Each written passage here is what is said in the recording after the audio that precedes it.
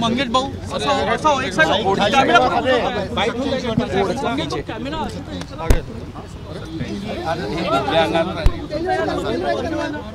नितीनजी, तुमच्या खासदार निधीतून दिव्यांगांना एक मोठी भेट आपण दिली आहे, काय सांगाल? असं आहे, जे का रंजले गांजले त्यासी म्हणे जो आपुले, तोची साधू ओळखावा देव तेथेचे जाणावा. मला असं वाटतं या उक्ती ज्या तुकाराम महाराजांनी सांगितल्या त्याप्रमाणे दलित, पीडित, शोषित, दिव्यांग यांची सेवा करणं हाच आपला खरा धर्म आहे. आणि मला माझ्या खासदार फंडातून मी आता 87 लोकांना सोलर चलित या ट्रायसिकल द्यायचं ठरवलं. त्यातल्या आज 40 कितीला आज आपण 25 झाल्यात. आता पुन्हा लॉट येईल, तर जवळपास 87 लोकांना मी माझ्या खासदार फंडातून दिलं आहे. बाकी मार्गाने देतो आहे.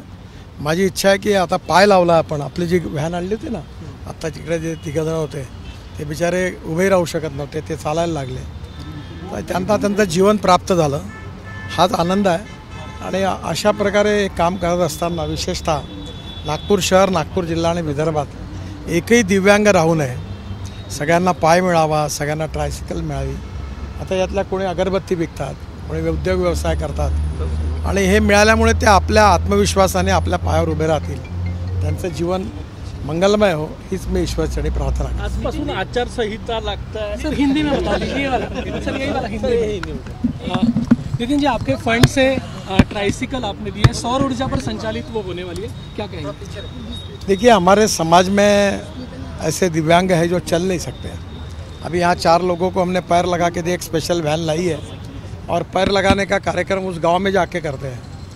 उसी प्रकार से इनको जो सोलर ट्राइसिकल मिली है, ये अपने घर में रख दी, धूप में चार्ज हो जाएगी, 5 घंटे चलेगी और अब ये लोग घूम सकते हैं. अब इसमें से 2-3 लोग अगरबत्ती बेचने का काम करते हैं, तो उनको एक रोज़गार का साधन भी इस बहाने मिल जाएगा, उनके जीवन में खुशी आएगी.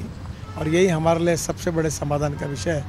मुझे बहुत खुशी है कि इन सब लोगों को ये साहित्य मिला है. उनके चेहरे पर जो हंसी है, मुस्कुराहट है, वही हमारे लिए बहुत बड़ा आशीर्वाद है. पक्षाने तिसऱ्यांदा मला मी नेहमी समाजाची सेवा करतो. इलेक्शन आहे म्हणून नाही करत, 5ही वर्ष करत असतो.